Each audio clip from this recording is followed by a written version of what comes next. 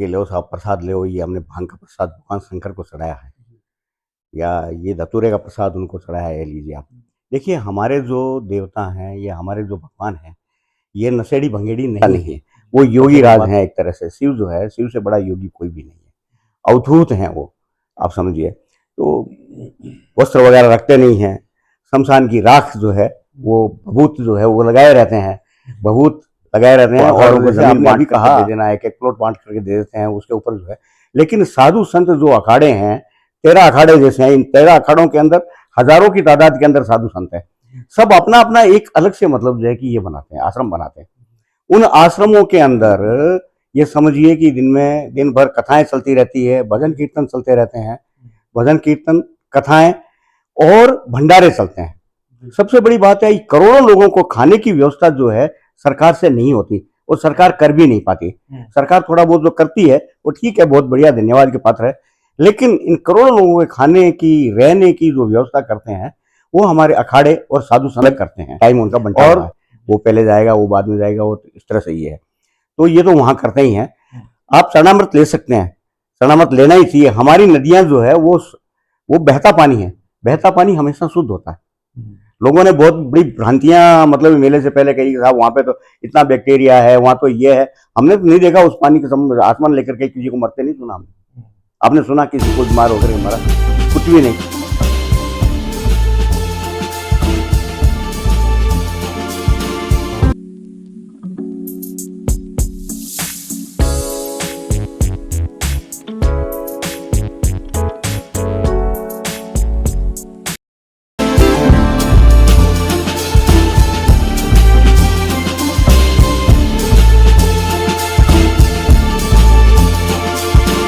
नमस्कार दोस्तों, आप सभी का स्वागत है dear life by Pankaj Sharma की एक और नई पॉडकास्ट के साथ में। दोस्तों, हमारे साथ में आज हमारे जो गेस्ट हैं वो हैं पंडित भंवरलाल जी सारस्वत। पंडित जी, ये बताइए कि ये जो भगवान शिव को धतूरा और भांग के साथ में मिलके जोड़ के देखा जाता है कि शिव जी का एक जो रूप है, जो अघोरी वाला जो उनका रूप है, जिसमें कि वो जाकर के जो शमशान घाट में जाकर के तपस्या करते हैं, वहाँ की भभूत लगाते हैं। और खासकर देखा जाए तो हमारे यहाँ जो महाकाल का जो ज्योतिर्लिंग है ना, जो 12 ज्योतिर्लिंग में जो महाकाल का जो स्पेशल जो जो वहाँ पर भस्म आरती होती है, उसमें बताया जाता है कि ताज़ी जो मुर्दे की जो भस्म है वो लगाई जाती है जी।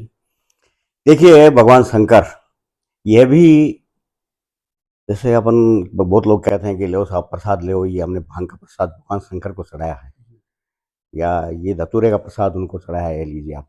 देखिए, हमारे जो देवता हैं या हमारे जो भगवान हैं, ये नशेड़ी भंगेड़ी नहीं है। सबसे बड़ी बात तो हम बता देते हैं। और इनका जो ये इनका शरीर जो है, जो श्याम कलर का जिस तरह से हो गया है, तो ये भी वहां से समुद्र मंथन के टाइम से देवताओं ने और राक्षसों ने उन्हें अमृत के लिए उनका झगड़ा हुआ। लेकिन राक्षसों ने उसके लिए, विष के लिए नहीं कहा, उसमें विष भी निकला। जैसे अमृत निकला उसी तरीके से विष भी निकला, तो विष के लिए कोई तैयार नहीं हुआ। तो भगवान शंकर ने कहा कि विष हम ले लेंगे भाई। तो उन्होंने वो विष लिया, और विष लेकर के मतलब जो है कि अपने कंठों के अंदर स्थित कर लिया, जिसे वो नीलकंठ कहा जाता है। ठीक है। तो उस टाइम से उस विष को पचाने के लिए उनका, ठीक है, हमारे लोगों ने अब मतलब जो है कि हम जो लोग हैं, हमने कह दिया भी ठीक है, वो तो विष का पाचन करते हैं, तो उन्होंने ये भांग भी और धतूरा भी है। लेकिन ऐसा नहीं है, वो योगी राज हैं एक तरह से। शिव जो है, शिव से बड़ा योगी कोई भी नहीं है, अवधूत हैं वो, आप समझिए। तो वस्त्र वगैरह रखते नहीं हैं, शमशान की राख जो है वो भभूत जो है वो लगाए रहते हैं, भभूत लगाए रहते हैं। और जैसे आपने अभी कहा कि भाई महाकाल के अंदर जो भस्म आरती, पहले जरूर ऐसा था कि ताजे मुर्दे की मतलब जगह राख से जो है उनका अभिषेक होता था। लेकिन अब आजकल वो चीज नहीं है। आजकल जो है वो गाय के कंडों की मतलब भभूत जो होती है, उससे ही मतलब जो है कि वो भगवान का अभिषेक होता है। आजकल वो चीज जो है नहीं रही।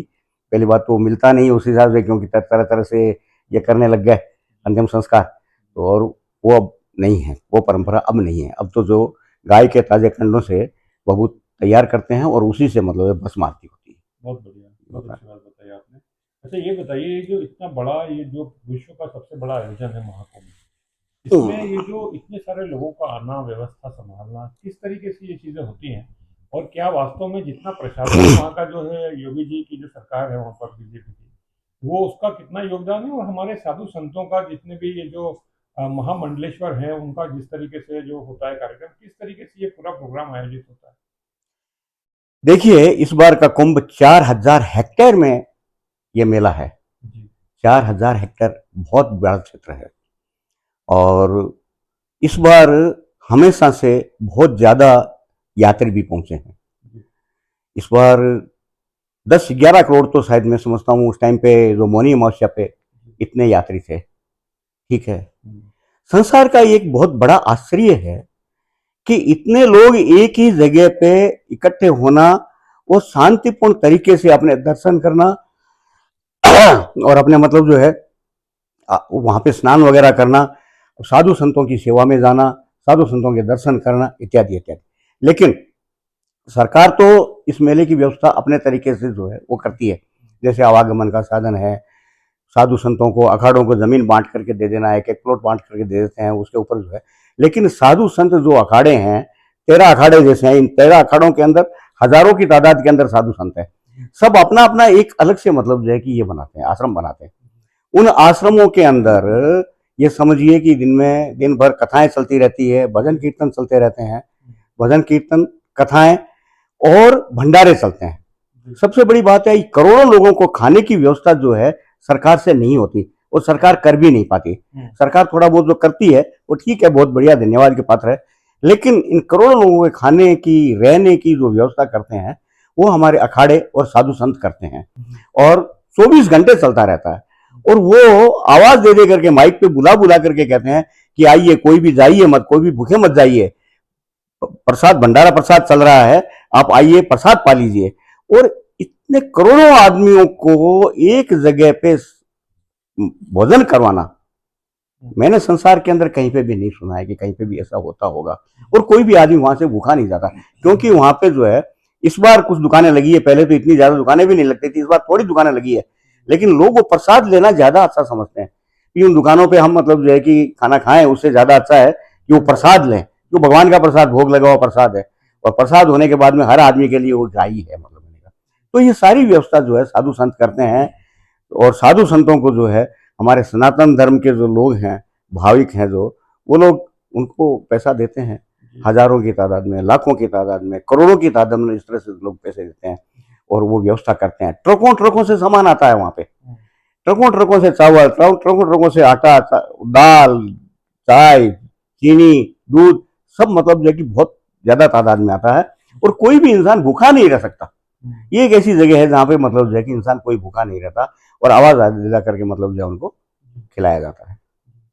तो एक और बात है कि जिस तरीके से जो भीड़ है पूरी, और ये लोग जो कैसे कहते हैं कि गंगा, यमुना और सरस्वती तीनों का जो संगम है, त्रिवेणी, वहां पर जब स्नान करने जाते हैं तो ऐसी कुछ बातें हैं जिनका ध्यान रखना चाहिए कि आपको आचमन कैसे करना है, कितना स्नान करना है, किस समय में करना है, कैसे करना है, ऐसी कुछ 4-5 चीजें आप बता सकते हैं जिसका कि हमको स्नान का ऐसा है, सबसे पहला स्नान तो जो संगम पे जो है, जो तीनों नदियों का संगम है, वहां पे सबसे पहले अखाड़ों का स्नान होता है। सबसे पहले अखाड़ों का, उनके अंदर भी अपना अलग अलग का, निर्वाणी का या मतलब जैगिन का, सबका एक अलग अलग टाइम उनका बंटा हुआ है, वो पहले जाएगा, वो बाद में जाएगा, वो इस तरह से ही है। तो ये तो वहां करते ही हैं। आप शरणामृत ले सकते हैं, शरणामृत लेना ही चाहिए। हमारी नदियां जो है वो बहता पानी है, बहता पानी हमेशा शुद्ध होता है। लोगों ने बहुत बड़ी भ्रांतियां मतलब मेले से पहले कही, साहब वहां पे तो इतना बैक्टीरिया है, वहां तो ये है। हमने तो नहीं देखा उस पानी के आसमान लेकर के किसी को मरते नहीं सुना हमने। आपने सुना किसी को बीमार होकर के मरा? कुछ भी नहीं। तो क्योंकि हमारी जो नदियां और हमारी आस्था जो है वो किसी तरह का भी मतलब जो है कि वो बीमार करने वाली वो चीज नहीं है। जरूर उसका आसमान भी लेना चाहिए।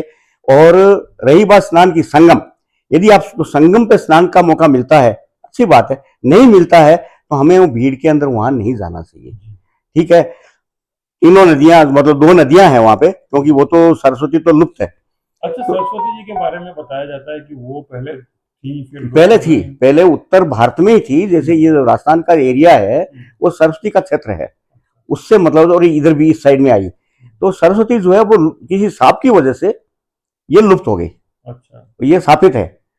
तो इस सांप की वजह से वो लुप्त हो गई, लेकिन वो जगह संगम तो वहां पे होता है उसका, तो इस हिसाब से। लेकिन हमें जो है संगम में ही स्नान करेंगे ऐसा कुछ भी नहीं है। ये जो हमारा 13 जनवरी से लेकर के 26 फरवरी तक का जो पीरियड है, ये पीरियड जो पुण्य पीरियड है, इस पीरियड के अंदर हमें किसी भी नदी में, वहां पे जाए, गंगा में कर लो, वहां यमुना में कर लो, किसी भी घाट में स्नान कर लो, आपका मतलब उद्धार हो जाएगा, ये समझिए। और दूसरा, ये स्नान क्यों करते हैं?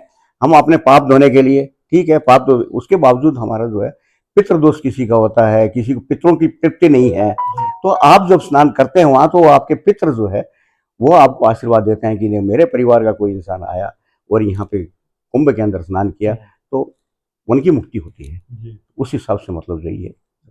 मैं अपने जितने भी दर्शक हैं उनको बताना चाहता हूँ कि पितृदोष को लेकर के क्यों हम भारत में ये जो सनातन संस्कृति है उसमें पितरों का ये जो त्योहार मनाया जाता है, पितृ पर्व, इसके बारे में हमने पंडित जी के साथ बहुत ही विचार शेयर किए। इन्होंने बहुत डिटेल वीडियो बनाया हुआ है, वो जरूर देखें और वो वीडियो देख करके समझने की कोशिश कीजिए कि कितना इम्पोर्टेंट है कि अपने पितरों को या बुजुर्गों को, जो आज इस दुनिया में नहीं है लेकिन जिनके कारण आपका अस्तित्व है, उसको जरूर देखें। तो पंडित जी आगे बढ़ते हैं। क्या ऐसी कुछ चीज़ है जो मैं भूल रहा हूँ या आप शेयर करना चाहते हैं? नहीं, प्राय प्राय सब आ गया है इसके अंदर, बस यही मेन चीज थी। मैं तो 2013 में कुंभ में गया था, 3 दिन का मेरा प्रवास था। 3 दिन में मैंने, क्योंकि मैं जरा खोजी आदमी हूँ, तो सब पूरे सब जगह गया, सब जगह देखा, लेकिन मैं इस चीज से बहुत ही अभिभूत हुआ कि यहाँ पे इतने करोड़ों इंसानों की व्यवस्था बिना सरकार के और ऑटोमेटिक जो है साधु संत जो है वो करते हैं। इतनी किसी को भूखा नहीं जाने देते, किसी को सोने के लिए जगह नहीं मिलती है, ऐसा नहीं है। उन्होंने अपने टेंट बनाए हुए हैं, हर एक का अपना अपना, किसी न किसी साधु संत से एक मतलब जो उनका कनेक्शन रहता है, उसके हिसाब से वहाँ पे जाते हैं और अपना धर्म लाभ लेते हैं।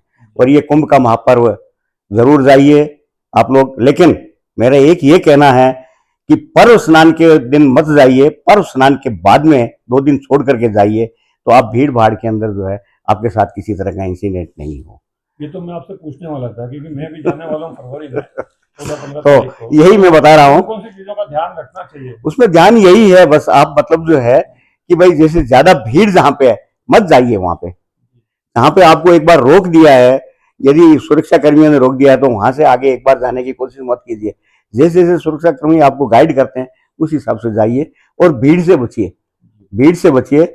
और स्नान जो है, यदि आपको संगम पे स्थान नहीं मिलता, संगम पे मिलता है तो ठीक है, नहीं मिलता है तो आप आजू बाजू में जो स्थान है, बहुत सारे घाट बनाए हैं इस बार बड़ी व्यवस्था है। 2013 से ज्यादा व्यवस्था है, 2013 में इतनी व्यवस्था नहीं थी, तो इस बार तो रहने की भी व्यवस्था करी है सरकार ने और खाने की भी व्यवस्था करी है। या इस बार जो है ये इस्कॉन वाले, इन्होंने बहुत बड़ा इनका भंडारा चल रहा है, जहाँ लाखों आदमी पर डे वहाँ पे खाना खा रहे हैं। तो इस तरह की व्यवस्थाएं इस बार बहुत अच्छी व्यवस्थाएं हैं। लेकिन क्या होता है, इंसिडेंट तो हो ही जाते हैं, मानव है तो कहीं न कहीं कुछ होता है तो हो ही जाता है मतलब कहने का। लेकिन हमको बचना चाहिए भीड़ से। जिस दिन ज्यादा भीड़ हो उस दिन मत जाइए, किसी भी, ये कुंभ ही नहीं, किसी भी मेले डोले में जहाँ पे ज्यादा भीड़ हो उस टाइम पे मत जाइए। जय श्री कृष्णा। जय श्री कृष्णा। बहुत बहुत धन्यवाद आपका।